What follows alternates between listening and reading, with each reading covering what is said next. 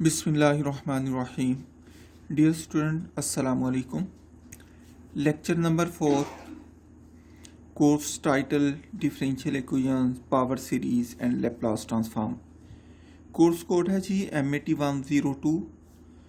Topic है application of differential equation and their solution. हम आज एप्लीकेशन की बात करेंगे कि डिफरेंशियल इक्वेशन की एप्लीकेशन कहाँ है। ठीक है, हमारे एटमॉस्फेयर के अंदर जो टेम्परेचर कम या ज़्यादा हो रहा होता है, इसको भी हम डिफरेंशियल इक्वेशन की फॉर्म में डिस्क्राइब कर सकते हैं। मिसाल के तौर पर हमारी कोई चीज़ है, हम उसको गर्म करते हैं, जब हम ठंडा करते हैं तो उसका ठंडा होने का प्रोसेस क्या होता है, उसको भी हम डिफरेंशियल इक्वेशन की शक्ल में यहाँ रिप्रेजेंट करेंगे। हम बात करेंगे जी न्यूटन्स लॉ ऑफ कूलिंग और warming. According to Newton's empirical law of cooling or warming, Newton law of cooling और वार्मिंग क्या है? ये लॉ कहता है the rate at which the temperature of the body changes is proportional to the difference between the temperature of the body and the temperature of the surrounding medium, so called ambient temperature. If T capital T of T, यहाँ पर जो small T है ये time है, जो capital T है ये temperature है, represent the temperature of the body at time T. यहाँ से ये हमें पता चला जो किसी बॉडी का टेम्परेचर है वो टाइम का फंक्शन है। टाइम के लिहाज से टेम्परेचर उसका चेंज होता चला जाएगा। लिहाजा मैंने कहा जो मेरे पास बॉडी है उसका टेम्परेचर मेरे पास जब टाइम टी था तो उसका टेम्परेचर कैपिटल टी था। उस वक्त जो सराउंडिंग है, बाहर एटमॉस्फेयर है, उसका टेम्परेचर जो था वो TM था, और TM को हमने एम्बियंट टेम्परेचर भी कहते हैं।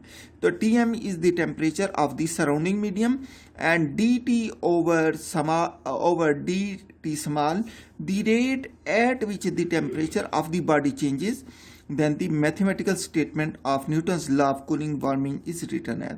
तो मैंने कहा ये जो डेरिवेटिव है टेम्परेचर का टाइम के लिहाज से, टाइम डेरिवेटिव ऑफ टेम्परेचर, ये क्या है?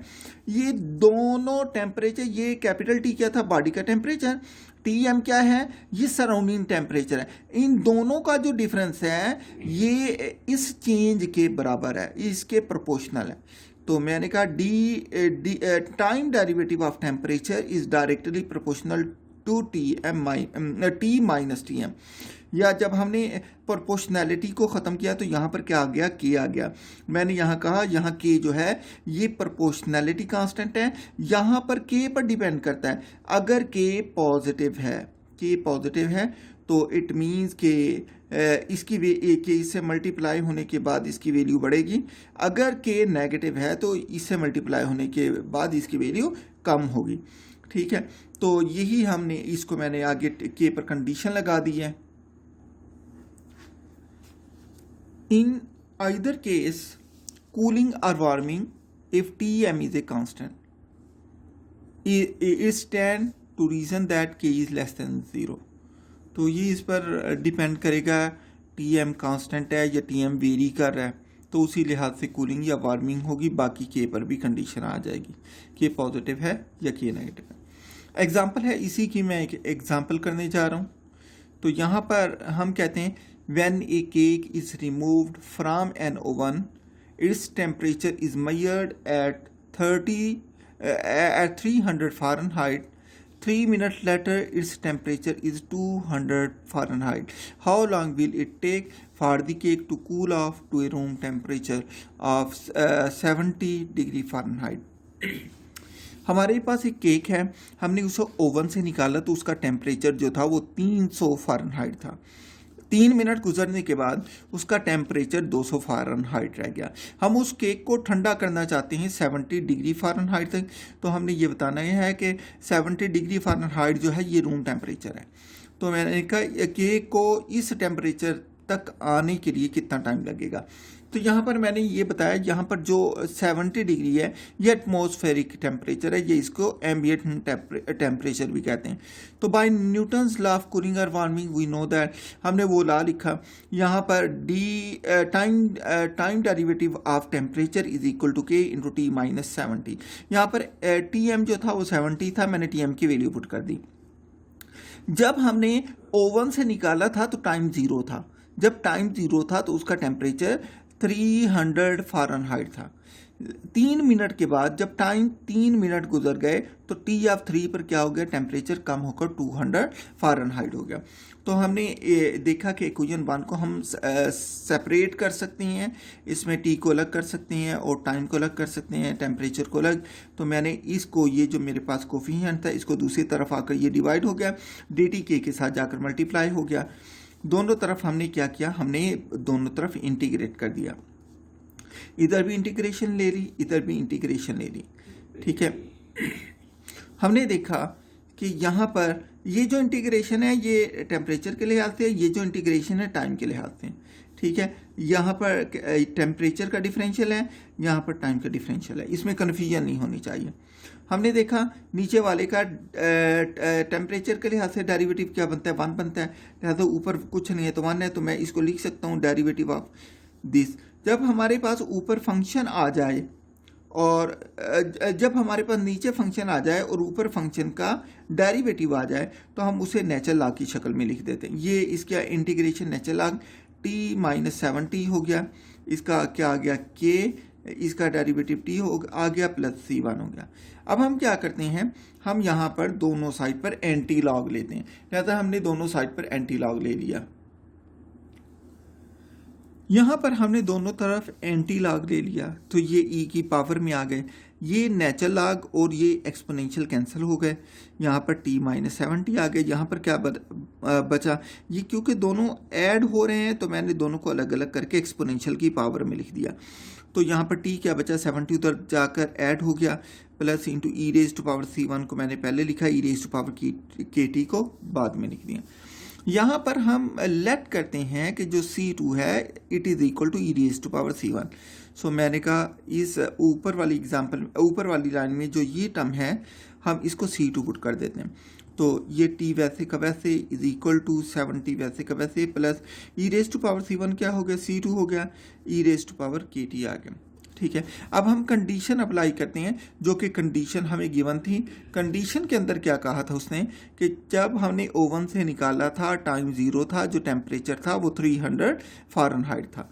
तो हमने इक्वेशन 2 के अंदर पुट कर दिया, टी जब टाइम 0 था तो ये 70 plus C2 e raise to power k, time की वैल्यू 0 यहाँ पर डाल दी।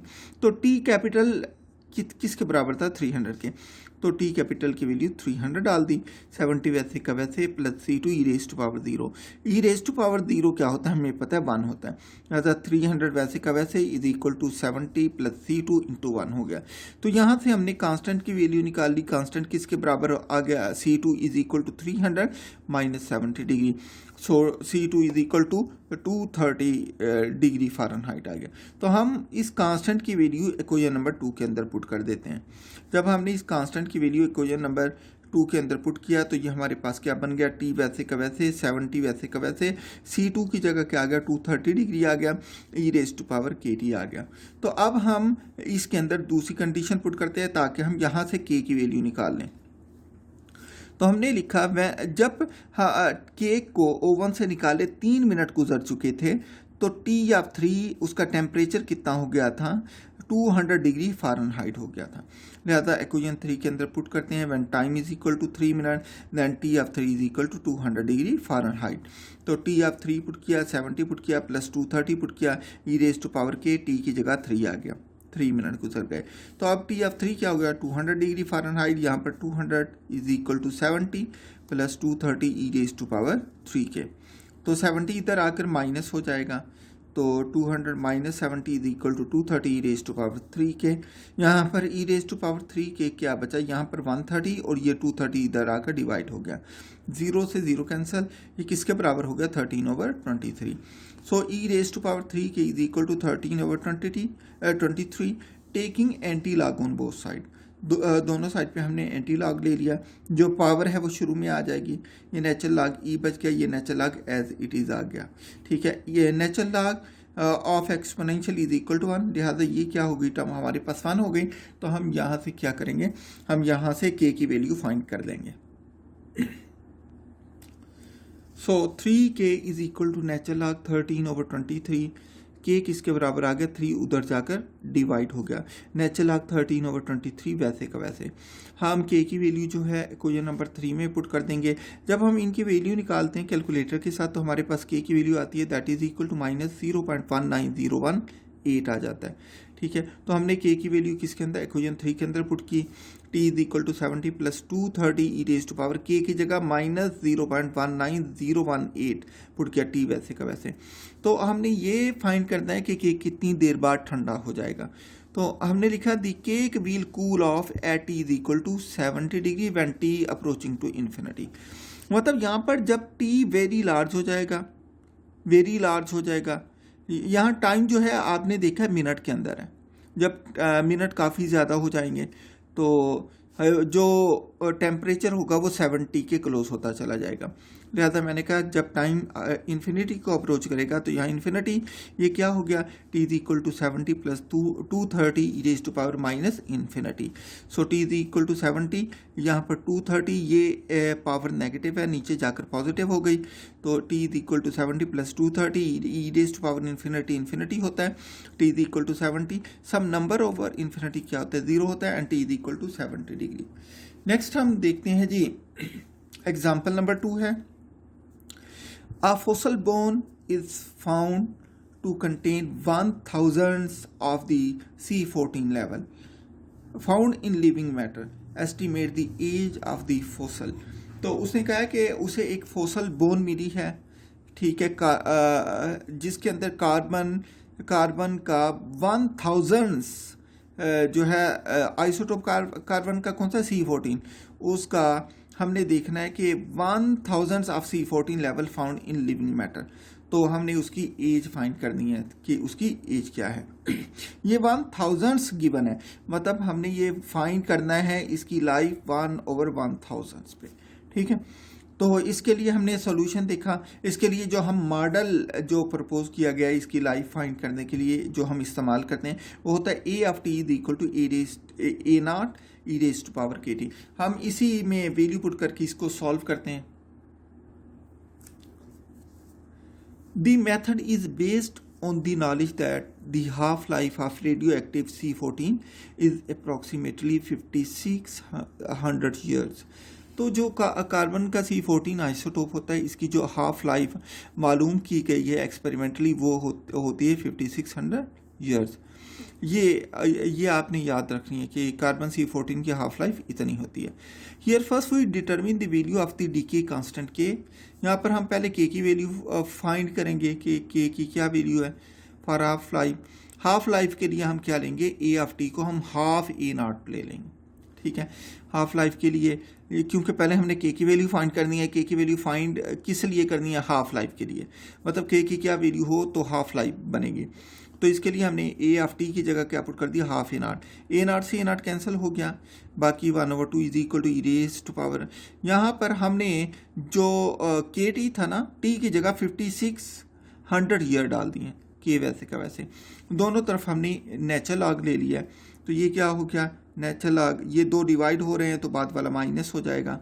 इसमें 56 के शुरू में आ जाएगा, लॉग की प्रॉपर्टी अगर कोई पावर हो तो वो शुरू में आ जाती है, तो बाकी नेचुरल लॉग ई बन गया। नेचुरल लॉग ई किसके बराबर, 1 के बराबर। नेचुरल लॉग 1 किसके बराबर, 0 के बराबर। नेचुरल लॉग 1 की वैल्यू यहाँ से हमने पुट की, ये 0 होता है, माइनस नेचुरल लॉग 2 हो गया इज इक्वल टू 5600 के और नेचुरल लॉग इसकी जगह हमने 1 पुट कर दिया। तो यहाँ से के की वैल्यू क्या हो गई, minus natural log of 2 divided by 5600। सो इसको डिवाइड किया तो के किसके बराबर आ गया, दैट इज इक्वल टू -0.00012378। हम इसकी वैल्यू को इक्वेशन 1 के अंदर पुट कर देते हैं, के की value. So a of t is equal to a not e raise to power -0.00012378t। तो हमने क्योंकि ये जो फाइंड करना है, ये कहाँ पर फाइंड करना है एफ टी, ये हमने 1000 पे फाइंड करना था। ये क्वेश्चन के अंदर गिवन था ना कि 1000 ऑफ दी C14 लेवल। तो इसके लिए मैंने क्या पुट कर दिया, यहाँ पर ए ऑफ टी को मैंने क्या पुट कर दिया, 1000 ऑफ ए नॉट। तो यहाँ पर वो ये पुट किया, बाकी ये टर्म वैसे की वैसे रह गई। तो ये कैंसिल हो गया। यहाँ से अब हम टाइम निकालने जा रहे हैं। तो ठीक है, दोनों तरफ लॉग दिया, लॉग ये 1 हो गया माइनस नेचुरल लॉग 1000 हो गया। तो ये क्या हो जाएगा, दैट इज इक्वल टू, ये ऊपर पावर शुरू में आ गई और ये नेचुरल लॉग ई बाद में। नेचुरल लॉग ई हमें पता है ये 1 के बराबर हो जाता है, सो ये 0 के बराबर। नेचुरल लॉग 1 0 के बराबर minus natural log 1000 is equal to minus 0.001238 into t. यहाँ से हम टाइम की वैल्यू निकालते हैं। टाइम की वैल्यू निकालने के बाद हम देखते हैं कि कितने टाइम के बाद ये इस टारगेट तक पहुँचेगा। सो यहाँ से हमने natural log minus natural log 1000 is equal to minus 0.001238 t, minus से माइनस कैंसिल, टी की वैल्यू हमारे पास क्या हुई, natural log into 1000 divided by 0.001238। तो टाइम कितना निकल गया यहाँ तक, इस टारगेट तक 1/1000 तक पहुँचने के लिए कितने साल लग जाएंगे, 55,800 ईयर लग जाएंगे। तो ये मैंने इसकी सारी जो है मैंने यहाँ पर थ्योरी आपको लिख दी है, वही जो मैंने ऊपर किया, इसको देख लें।